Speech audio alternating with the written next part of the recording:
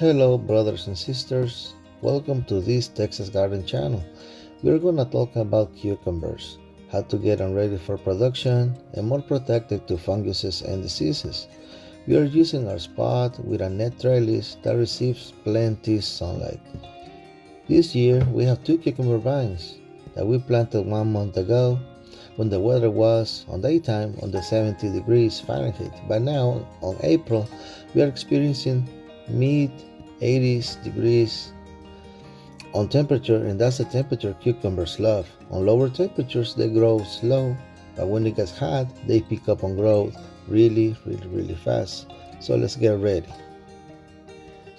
Last year we had the vines growing on the ground, but this year we have recycled these cat litter containers to grow the cucumbers away from the ground soil level. Last year the vines grew well and gave us fruit, but at some point it got affected by fungus and the plant got weak, slow production, and had to pull them out. On the ground level, there's more chances for funguses to reach the leaves, so we're giving our plant a better chance against it by creating distance between the ground and the first leaves. The bottom of the container, by the way, is being cut off for the roots to reach the ground and get nutrients and water from there if necessary. If we take a look, we can see that the plant started producing flowers already, males and female flowers, but mostly males. This is absolutely normal. I'm gonna show you pretty quick how a male flower looks like. It's a flower connected to the plant through a thin stem, and a female flower is connected to the plant with a baby cucumber.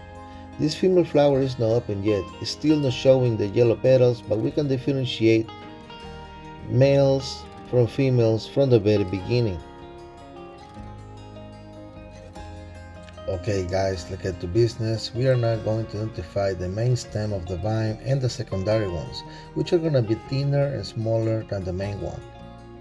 Now we cut those little branches even if they have flowers on it. Yeah, it hurts to do it, but we want a stronger and a healthier plant than the one that we have right now. Keep looking around and make sure you don't cut the main stem. If you do by accident, don't worry. The plant won't die. It will only slow down the growth. More branches will grow and you can restart the process from there. But for now, all those extra little branches gotta go. We will cut the lower leaves too. We want no contact of the leaves with the soil. We want the base of the main stem clear, allowing good air circulation and sunlight.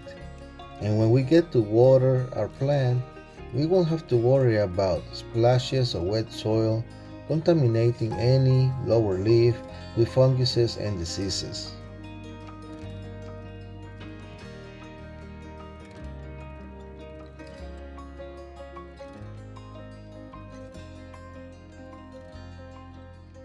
Even little tiny baby branches coming from the main stem gotta go too. Let's make sure we clear up everything on 1 foot to 1.5 feet coming from the base of the plant. Clear of leaves, clear of flowers, clear of stems, everything gotta go. And please guys, make sure your pruning scissors are sharp and clean. It's all looking good guys. Now you have set up your cucumber vine for success, with less chances of diseases and a stronger plant for better production. In my view, it's better to lose a few early cucumbers now and the whole plant on full production mode later on. Another important tip on growing cucumbers is not to grow them too close to each other. If you do, they will compete for nutrients and your production won't be good on either plant. I think it's better if you leave at least 3 or 4 feet of space in between. Cucumbers are very hungry plants and they will compete for nutrients and sunlight with each other.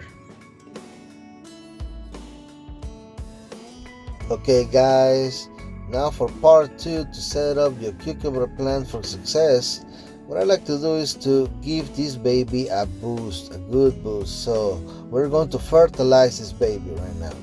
What I like to do is I dig a trench around the main stem of the plant.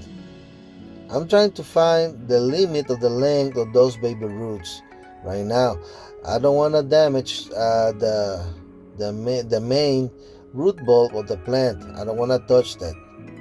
So that's why I dig a trench, let's say 5 to 6 inches away from the main stem of the plant. That trench can be from 1 to 3 inches deep. Remember, this plant is very young. It hasn't developed those roots yet. They are very young and tender. So get your organic fertilizer ready. Your organic fertilizer can be applied in direct contact with those roots right now. Organic fertilizer won't damage the roots of the plant. It won't kill your plant. So you apply the organic fertilizer, you cover it. It can be compost too. If you have compost, you can use compost. What you don't want to do, if the only thing that you have is synthetic fertilizers, you want to apply on top of the soil of the plant. On top of the soil. Don't use synthetic fertilizers and get to touch those roots. It will kill your plant. It's too strong. Well, guys, with those tips, I let you guys go. Now your plant is ready. Water it really well and you're ready for success.